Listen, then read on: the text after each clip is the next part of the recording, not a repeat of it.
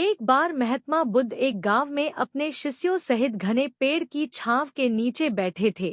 आसपास के गांवों से बहुत से लोग अपनी मानसिक समस्याएं लेकर महात्मा बुद्ध के पास आ रहे थे। महात्मा बुद्ध उन सब की मानसिक परेशानियों का समाधान देते। सब लोग खुशी खुशी अपनी समस्याओं का समाधान पाकर वहां से लौट रहे थे। वहीं से कुछ दूर बैठा लोगों को बुद्ध के पास जाते देख एक दुखी भिखारी अपने भाग्य को कोसता हुआ यही सोचने लगा कि अभी कुछ देर पहले तो ये लोग दुखी मन से मुंह लटकाए उन महात्मा के पास गए थे, और अब इतना खुश होकर कैसे वापस लौट रहे हैं। आखिर माजरा क्या है, जरा मैं भी जाकर देखूं कि वो महात्मा ऐसा कौन सा खजाना बांट रहा है इन लोगों को। वे इतने प्रसन्न हुए कि उनके चेहरे लाल हो गए। जब वो दुख भिखारी कुछ नजदीक गया तो उसने देखा कि ये महात्मा तो लोगों को प्रवचन देकर लोगों के दुख का निवारण कर रहे हैं।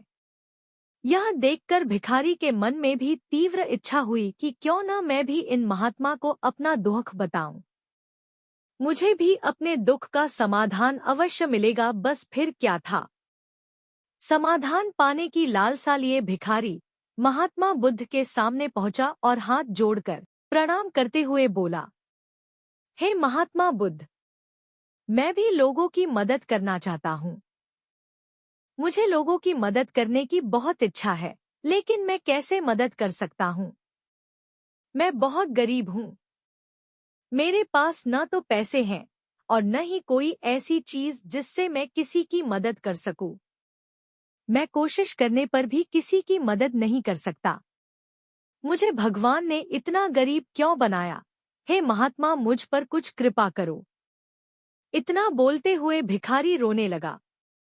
महात्मा बुद्ध बोले, आप बहुत अज्ञानी हैं, क्योंकि आप अभी तक इस भ्रम में जी रहे हो कि तुम्हारे पास कुछ नहीं, जबकि दूसरों को कुछ देने के लिए तुम्हारे पास बहुत कुछ है। तुम बिना धन और वस्तु के भी दूसरों की मदद कर सकते हो। तुम्हारे पास जुबान है जिससे तुम मीठे शब्द बोलकर किसी के दुखी चेहरे पर मुस्कान ला सकते हो। इन्हीं शब्दों की ताकत से तुम किसी के भी टूटते हौसलों को फिर से मजबूत कर सकते हो। इन शब्दों की शक्ति से आप किसी के भी मन में सकारात्मक विचारधारा के बीज बो सकते हैं और उसे गलत रास्ते पर जाने से रोक सकते हैं। तुम्हारे दो हाथों से किसी भी कमजोर या लाचार व्यक्ति की सहायता कर सकते हो। आपके दो आंखें किसी अंधे को रास्ता दिखा सकते हैं। तुम किसी के लिए दुआ कर सकते हो। यह हो सकता है कि उनके बुरे काम फिर से हो जाएं। आप किसी के अच्छे स्वास्थ्य की कामना कर सकते हैं। लेकिन अज्ञानतावश तुम अब तक इस बात को समझ नहीं पाए और इस भ्रम में अब तक जीते रहे कि तुम्हारे पास मदद करने के लिए कुछ नहीं। किसी की मदद करने के लिए धन और वस्तु का होना अनिवार्य नहीं है। बिना धन और वस्तु के भी हम कई प्रकार से लोगों की मदद कर सकते हैं।